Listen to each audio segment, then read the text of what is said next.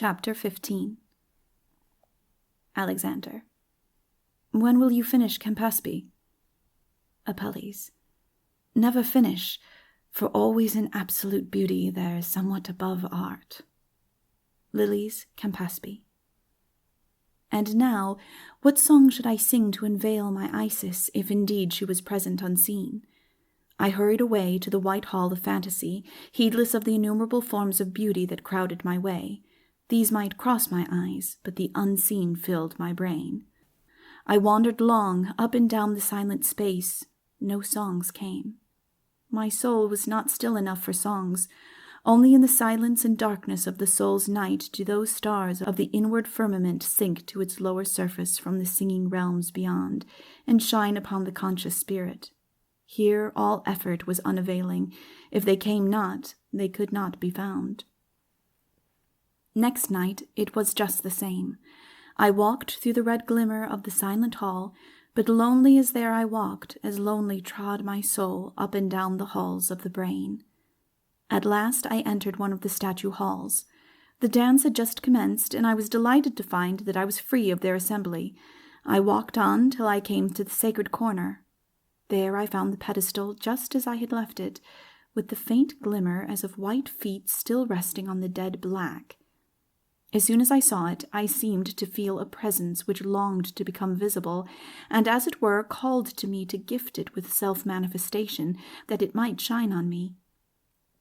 The power of song came to me, but the moment my voice, though I sang low and soft, stirred the air of the hall, the dancers started. The quick interweaving crowd shook, lost its form, divided. Each figure sprang to its pedestal and stood as self-evolving life no more, but a rigid, lifelike marble shape with the whole form composed into the expression of a single state or act.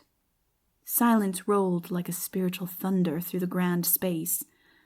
My song had ceased, scared at its own influence.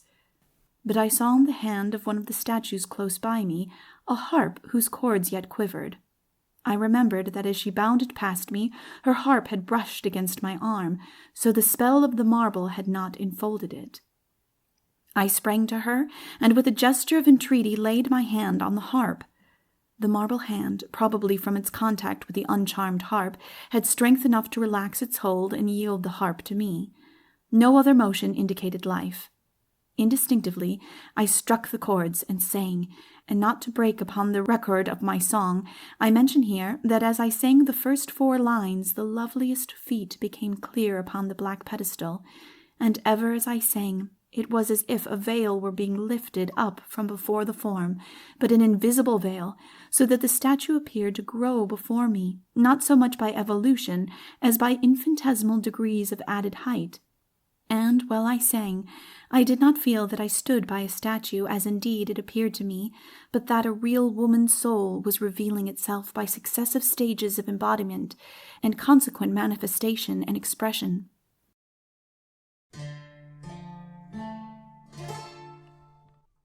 Feet of beauty, firmly planting, arches white on rosy heel.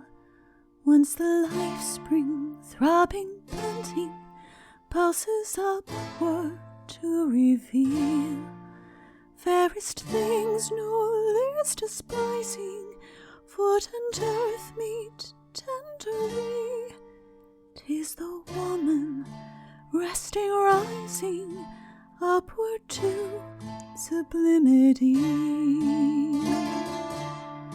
Rise the limbs, sedately sloping, strong and gentle, full and free, soft and slow like certain hoping, drawing nigh the God for me.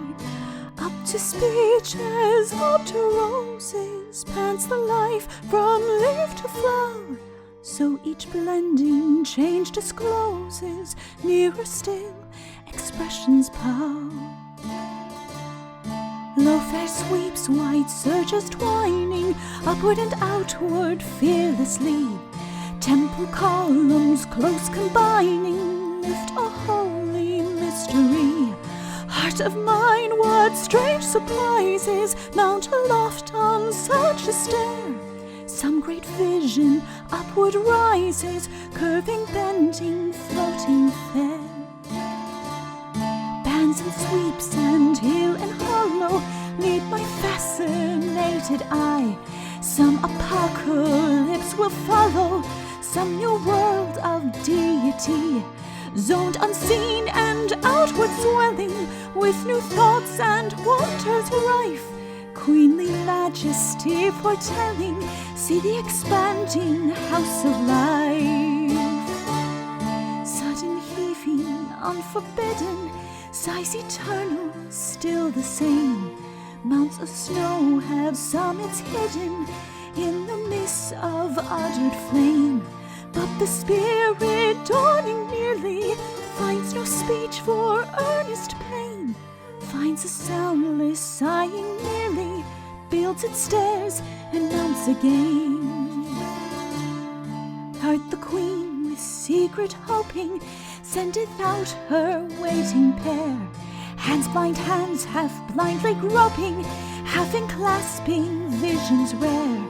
And the great arms heartways bending, might of beauty drawing home, they're returning and reblending, where from roots of love they roam. Build thy slopes of radiance beamy, spirit fair with womanhood. Tower thy precipice white gleamy, climb unto the hour of good. Dumb space will be rent asunder, now the shining column stands, ready to be crowned with wonder by the builder's joyous hands. All the lines abroad are spreading like a fountain's falling race. Lo, the chin first feature treading, every foot to rest the pace.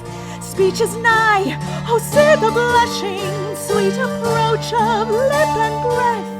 Round the mouth dim silence hushing, waits to die ecstatic death.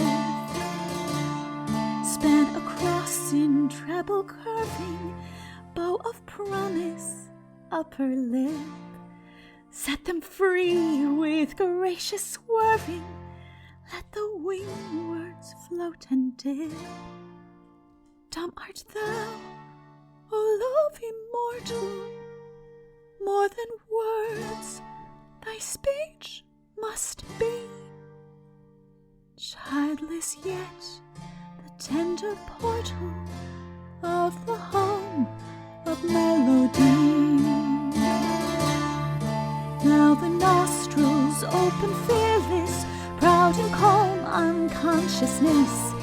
Sure it must be something peerless that the great pen would express. Deepens crowds some meaning tender in the pure dear lady face. Lo, a blinding burst of splendor, 'tis the free soul's issuing grace.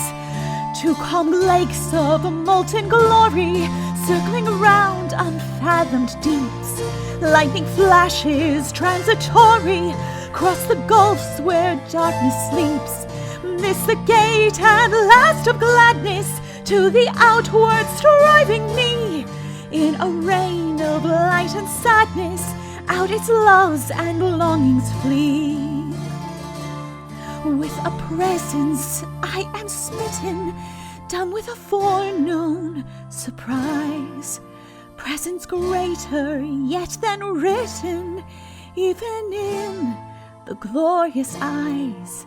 Through the gulfs with inward gazes, I may look till I am lost, wandering deep in spirit mazes, in a sea without a coast. Windows open to the glorious, time and space, oh far beyond. Woman, ah, thou art victorious, and I perish overfond. Springs aloft the yet unspoken, in the forehead's endless grace. Full of silence is unbroken, the infinite unfeatured face. domes above the Mount of Wonder, height and hollow, wrapped in night, hiding in its caverns under, woman nations in their might.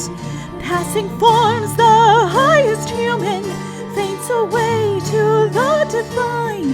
Features none of man or woman can unveil the holiest shine.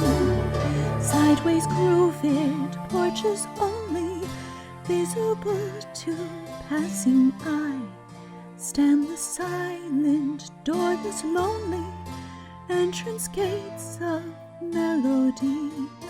But all sounds fly in as boldly, groan and song and kiss and cry. Their galleries lifted coldly, darkly twixt the earth and sky. Beauty thou art spent, thou knowest, so in faint half-glad despair, from the summit thou overflowest in a fall of torrent air, hiding what thou hast created in a half-transparent shroud. Thus with glory soft abated shines the moon through vapory clouds.